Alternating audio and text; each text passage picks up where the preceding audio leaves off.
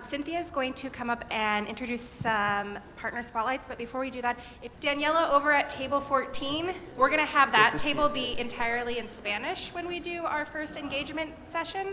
So if you would like a Spanish language session, swap for someone at table 14 with Daniela. All right, thank you so much. Good morning, good morning. My name is Cynthia Andrews, and I am the Strategic Partnerships Manager here at the North Zone ACH. So we've been talking about our Collaborative Action Network, and thanks to our leadership and the vision that Liz has for how we support our partners, we now have a partner engagement team. And where are you all? These are our folks up here. We have Daniel. Where are you, Daniel? Daniel and Tessa and Rachel, and they're all here. We're all here to help support you. Our job, we realize that having over 240 partners and still growing, we're not able to really do what we can do without the aid of some support. So we are all here. You may have gotten an email from us this last week just saying hi and being excited to meet you. But that's what we're here for. We're not here to, we're here to grow the ACH, but we're here to support you as partners. And so you will all be assigned a person to call and have relationship with. So if you need anything, you can reach out to one of us and we'll be able to help support you however we can, and to help bridge collaboration and partnerships with folks that you may be interested in. So it's going to be a great journey. Thank you for that. And I'm here to introduce to you our partner spotlights. Every year we have partner spotlights. And this time we're really talking about, since we're talking about partnership and collaboration, we brought together some of our partners to share with you what they are doing in their communities with other partners, with their vision of what collaboration looks like. You can't do it by yourself, and they're here to share that with you. So we'll have Ideal Options, Peach Pit, and Bellingham Queer Collective. You'll be hearing from them. So I'll let you introduce your own names and go ahead. All right, good morning, everyone. I'm going to take this mic out since I'm so short. All right, my name is Yuki Yang, and I am with Ideal Option. We have been part of the Collaborative Action Network since 2019, so we've been around for a little while and seen lots of changes, and I just want to welcome all of you today. Ideal Option is an evidence-based treatment company, and we have medication-assisted treatment for substance use disorder. What I wanted to concentrate on today is our partnership that we've had with the ACH for the last couple of years, which is being part of the Community Hub. So 2 years ago, we joined the Community Hub with 2 community health workers, and we really wanted to focus on people with lived experience in these roles. So we had 2 that started in Whatcom County and in Skagit County, and then this year we were able to add 1 more in Snohomish County. So what's most important to us, as we've talked about today already, is being present in the community. So not only did we want to be in our own clinics that we have throughout the 5 counties, but we also wanted to co-locate with many of the partners that are here today. So first I want to just say thank you to those partners who are sharing their space with us.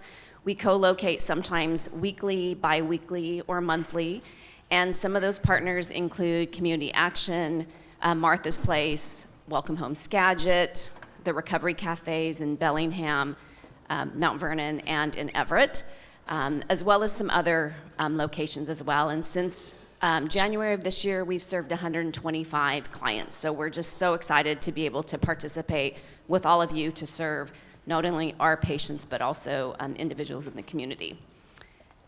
So that's one of our big wins, I would say. And then just in terms of how we want to grow, we want to continue expanding our impact in the community with more collaborative partners. So if that's of interest to you, please reach out to us. And then I just wanted to highlight a couple of client testimonials. I'm not going to read these verbatim, but this is representative of the work that we all do and when we come together. This is what lights us up, what gives us hope and this is what really keeps us going. So I want to thank all of you for the work that you do in the community, and also just highlight the good work of all the community health workers that are in our community. So thank you.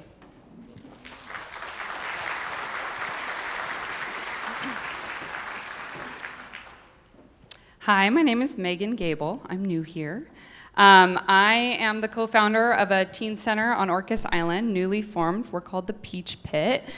And it's actually really cool to hear about this idea of a community campus, because that's a lot of what we've been doing this last year, is creating this organization. We are by youth for youth. So that picture there is most of our youth staff team who've been working really hard to create our organization this last year. So even on the cover of those packets, the pictures of designing a space, that's what we've been doing. We've been designing the space, we've been visiting organizations, and we just actually opened our doors on the last day of school with a big party. So it's been really awesome. We're located on Orcas Island. You probably know where that is. If not, we're part of San Juan County, part of the San Juan Islands. We're very rural, accessible only by ferry hour and 15-minute ferry ride or airplane. I've got a number of San Juan Island folks here as well. And while we're by youth for youth, of course, we're adult supported as well. So we have 2 adult staff and 1 amazing adult volunteer who work with our youth staff to train them and support them and be there every step of the way. Our vision is for every youth on Orcas Island to feel a sense of belonging, social fulfillment, a belief in themselves, and a clear path to achieve their evolving goals. So that sense of belonging that's so important, that was mentioned earlier, that's definitely at the heart of what we're doing. These are some photos. You can get a little sneak peek into our space. If any of you have visited our space yet, we love to give tours because we're new and it's exciting, and the youth will give a tour and show the space that they've thought a lot about. What we do, so how we achieve our mission. At our heart, we are a safe gathering space. So because we're rural, there aren't places for kids to just go hang out and act like teenagers. So we are that safe gathering space. And the need for that became even more clear during COVID, how much teenagers need spaces where they can be together and belong and socialize. We also have a day program. So before, I was a school counselor on Orcas Island, and I kept seeing young people fall through the cracks who weren't coming to school regularly, where they could access the essential resources. And it was really hard. They were these incredible young people just slipping away. And so part of the Peach Pit is this day program where we work with youth to either support them when they're navigating transitions, such as trying to get off island and go to college or community college, get a job, get housing, or those who are navigating some tough challenges. So we use Maslow's hierarchy of needs, and it's really based on their goals. We have a lot youth-led programming. So again, we're just starting, but it's been really cool to see what the youth are coming up with. It's all about youth empowerment and growth mindset. So we expect and anticipate the kids are going to make lots of mistakes. And it's a very safe place for them to throw an event and learn, like, oh my gosh, we didn't have a good cleanup plan, or nobody came, we didn't advertise. So we're creating a space to empower them to learn those really critical skills. And then we have our youth staff program. So as I mentioned, we are by youth for youth. We do a lot of really incredible training with our staff team, which is ages 16 to 20. For example, we connected a young person with a mentor to create our website. So if we don't have the skills, we bring in other adults who can mentor and work with them to build up their skills. We have a private meeting space, so that's a space where youth can reserve to meet with, say, counselors. Telehealth is really big since we are so rural. So it's a confidential, soundproof room. They can meet with adults in that space as well that we have vetted, gone through a vetting process, of course, to make sure they're safe, or just have a private conversation. We have a resource closet thanks to a partnership with the Orcas Community Resource Center. They're here today. And our Island Reproductive Health Initiative, youth can access essential items like, birth control, Plan B, condoms, shampoo, conditioner, all the things. Super low barrier, no questions asked. And then lastly, we have an opportunity board where we can connect young people to volunteer opportunities as well as like cash jobs. If there's a person in our community that needs somebody to mow their lawn, we can post that job there for the youth to help them, get some money. And one thing I didn't mention too is food. Like we have a cafe with all free food. If you know anything about young people, food is very, very important and critical. And also, if you know anything about young people, they're usually very broke. So being a space in an expensive island where everything's expensive, where they can come and get free food and free drinks has been pretty awesome and definitely a highlight. So that's who we are. I've visited some of your organizations this last year in researching this project. I would love to connect with especially other youth-serving organizations and connect our youth with each other as well. So thank you.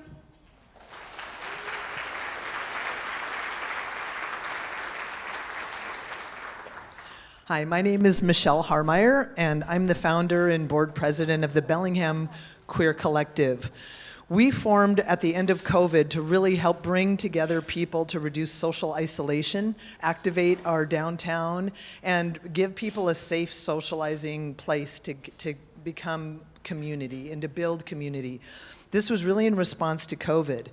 What we realized is that as we were partnering with different restaurants and the library and things like that for our activities and affinity groups, small groups like clubs that met by common interests or identities, it was difficult because of the monetization of all these spaces, having to buy dinner or coffee or lunch or those things, or the library not being available after 6 p.m. when we had evening meetings. But our whole goal was to support and connect our community, to know that coming out of COVID, all of us were going to be struggling, but our queer community particularly was really going to have a hard time. The social, political atmosphere was already changing.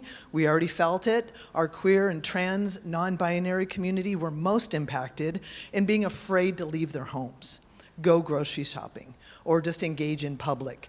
So our small group of friends who just started doing social activities turned into a nonprofit. We were introduced to this collective and learned a lot about what other organizations were doing. And the feedback we were getting from our community, which is quite an intersection of about 6 generations. We have people in their 20s, 30s, 40s, 50s, 60s, and 70s. Our 92-year-old member is our winner so far.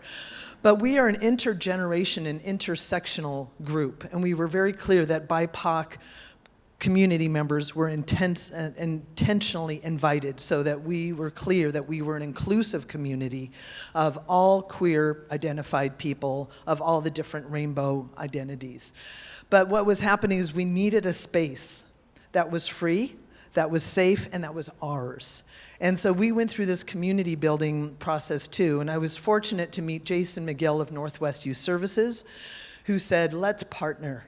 Let's figure this out. We are serving queer youth 13 to 25 years old through direct services. You're supporting the 18-year-old and above. Let's partner so that when my youth are not in their trauma state, they can transition into social healthy activities. Because as you know, the queer community has often been relegated to bars or dating apps. I want us to say, we're going to the Pickford Film Theater Center together. We're going to Mount Baker. We're going to go to the park and do a quilting project outdoors. I want us to be visible, public, and engaging in social, healthy activities. So that's where we really decided to find a space. And so Jason helped us by letting us partner with Northwest Youth Services for a short time in one of their spaces. We developed the first LGBTQ resource center between Seattle and Canada in these 5 counties that we're all talking about, because nothing had been here before. I came from California where we had one in every county. And when I moved here and said, where's the center? Someone said, there's never been a center north of Seattle. So we decided we would do that. And thanks to Jason in the back, we were able to do something that had been attempted for over 20 years in the city of Bellingham. Since then, we have moved into our new space. We grew, and we needed a different kind of space, and we need a long-term commitment. So we now have a community center called the BQC Community Center in the Downtown Arts District of Bellingham. We're right across from the Pickford Theater, where most of our groups started gathering. And we are connected to about 3,000 people now in our organization. We started as 6 of us putting on an event 2.5 years ago. Now there's over 3,000 people. We have now a volunteer program that is emerging and growing. We have 135 volunteers in our program that have been trained and connected that are now running the center. We are all volunteers. We don't have any employees. So we have over 40 people who run the center and greet people, clean the toilets, water the plants, fill up the snack bar, and just welcome people, and have been trained on how to welcome them, feel like they belong and connected. Our center hosts co-working time, social hours, affinity groups, special projects and events. We partnered with PFLAG, which was the only organization supporting any queer community in our county for the past 25 years. They use our space. We also partner with our senior center, which is one of the first places we started. We started a Rainbow Elder community group, and the first meeting, 16 people showed up, and they had no idea that they were even in each other's company. So we started the Rainbow Elders, which then led us to partner with WWU LGBTQ Center, where we now have an intergenerational coalition with our 3 organizations, and it's called Generations of Pride. And every last Wednesday of the month, we go to the senior center in their large lunchroom auditorium and host dinner for 60 to 100 people every month. And we focus on building community through stories and food, with a thematic discussion and story prompts at every table every month. So what we are going to continue to do is build up the individual to build their social health and have a network of support. We are now matching people for housing. We're helping people with food insecurity. And most importantly, we're really developing a network for the rainbow refugees. Are you aware of the gender refugees that are coming to Washington State? Trans and non-binary people, especially those with youth in their family, are migrating to our community, and they need help getting settled.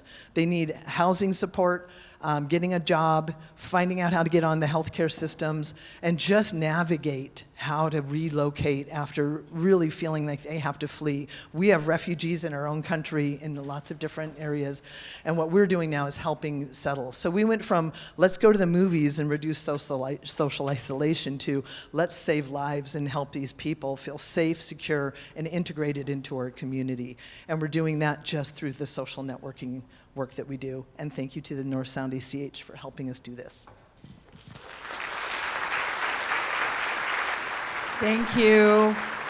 Thank you. Now, these folks will be here, our Partner Spotlight folks will be here all day, and they'll be here also during the mixer. So if you want to stick around and ask questions or make connections, please do so.